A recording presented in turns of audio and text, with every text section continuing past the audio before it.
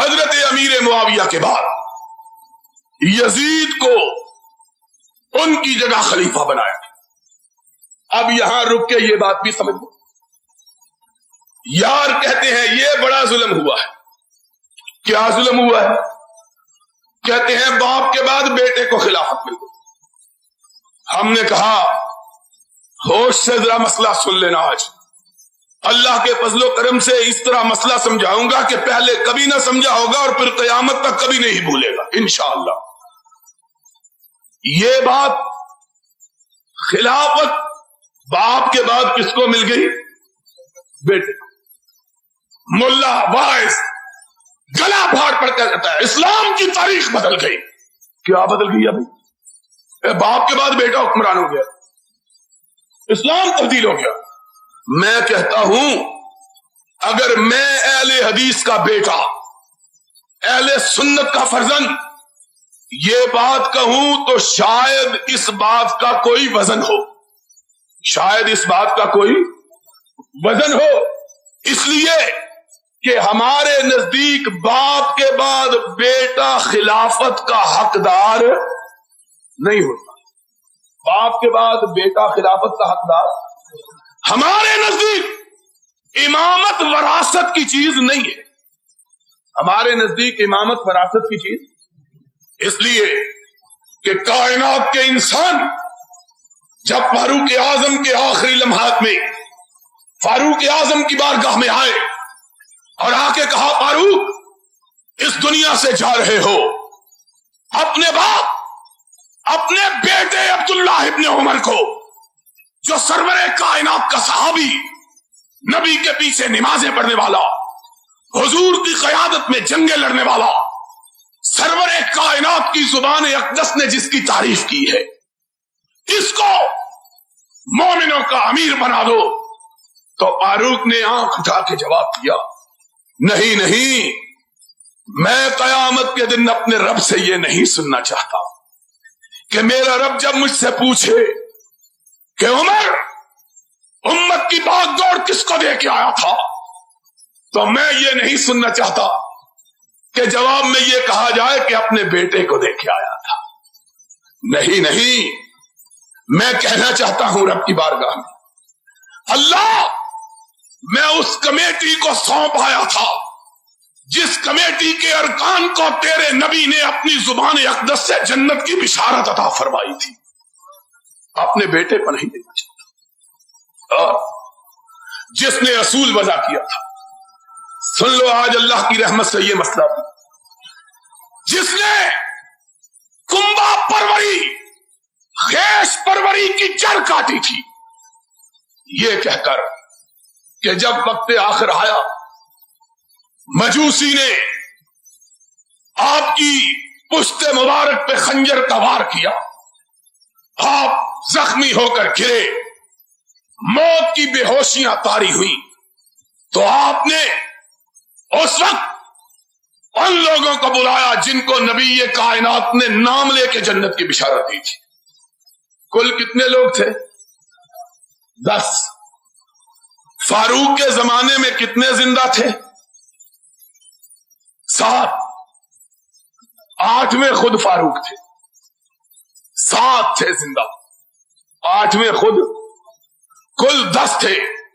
ایک صدیق اکبر, فاروق اعظم, عثمان ذی النورین, علی مرتضی, طلحہ, زبیر, عبد الرحمن ابن او, حضرت ابو عبیدہ ابن جراح اور حضرت سعید ابن عاص رضی اللہ تعالی عنہم اجمعین.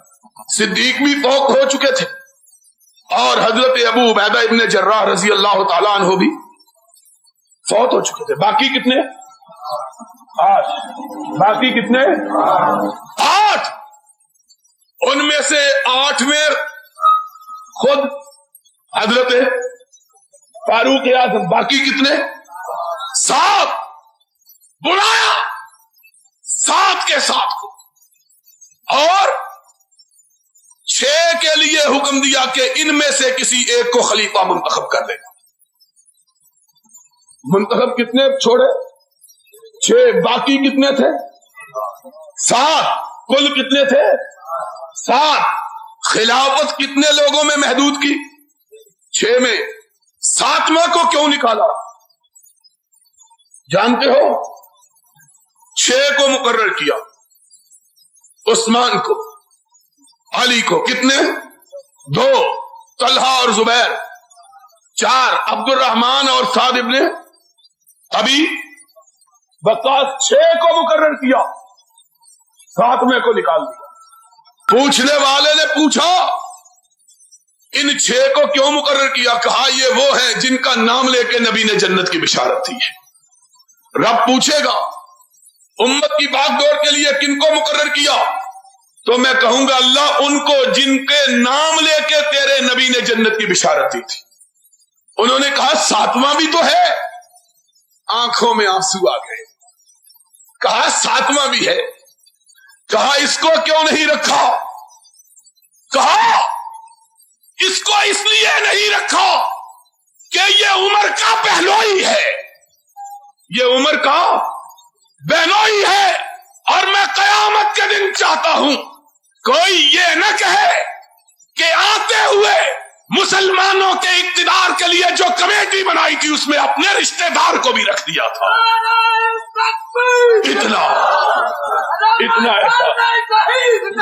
اتنا احساس کہ اپنے رشتہ دار کو نبی کی زبان اقدس سے جنت کی بشارت پانے کے باوجود خلافت کمیٹی میں رکھنا گوارا. ان کو کہتے ہیں خلافت اپنے کنبوں کو دے گی. کس کنبے کو دے گی؟ یہ ہمارے نزدیک تو قابل اعتراض ہو تو ہو. تمہیں کیا ہے کہ باپ کے بعد بیٹا؟ ان کو یہ بات کہنے کا کیا حق ہے جن کے مذہب کی بنیاد ہی اس بات پر ہے کہ باپ کے بعد بیٹا، بیٹے کے بعد پوتا، پوتے کے بعد پڑپوتا، پڑپوتے کے بعد اس کا بیٹا، اس کے بعد اس کا بیٹا، اس کے بعد اس کا بیٹا، اور جن کی امامت چلتی ہی نسل میں ہے ان کو معاویہ پہ اعتراض کا حق کہاں سے مل گیا ہے؟ جن کے مذہب کی بنیاد وراثت پر ہے وہ اعتراض کیوں کرتے؟ ان کو کیا حق ہے اعتراض؟ اور مسئلہ سمجھ آیا کہ نہیں آیا؟ جن کے مذہب کی بنیاد ہی نسل پرستی پر ہے، جن کے مذہب کی بنیاد ہی وراثت پہ ہے، وہ امیر معاویہ پر. اور اگر امیر معاویہ کے بعد انہوں نے اپنے بیٹے یزید کو خلافت دے کر کسی غلطی کا ارتکاب کیا تھا تو میں تم سے یہ پوچھتا ہوں، ہم سے نہ پوچھو، تم سے یہ پوچھتا ہوں کہ حضرت علی کے بعد پھر ان کے بیٹے حضرت حسن کو کیسے خلیفہ بنایا گیا؟ اگر یہ بات غلط تھی تو اس کا ارتکاب معاویہ سے 20 برس پہلے حضرت علی نے کیا رضی اللہ تعالی. امیر معاویہ نے اپنے بیٹے یزید کو سن 60 میں اپنا ولی عہد نامزد کیا اور حضرت حسن کو حضرت علی نے سن 40 میں 20 سال پہلے. اگر یہ بات قابل اعتراض تو یہ عجیب بات ہے کہ کسی شاعر نے شاید اسی لیے کہا ہے ای گناہ ہے اس کے در شہر شما نیز گناہ. تمہاری بستی میں ہو تو وہ ثواب اور ہماری بستی میں ہو تو گناہ. معیار ایک ہی رکھو، ہمارے لیے بھی وہی پیمانہ اور اپنے لیے بھی وہی پیمانہ. ہم کرتے ہیں اعتراض اس لیے کہ ہمارے نزدیک باپ کے بعد بیٹا خلافت اور امامت کا وارث ہو سکتا، تم کو کیا حق ہے؟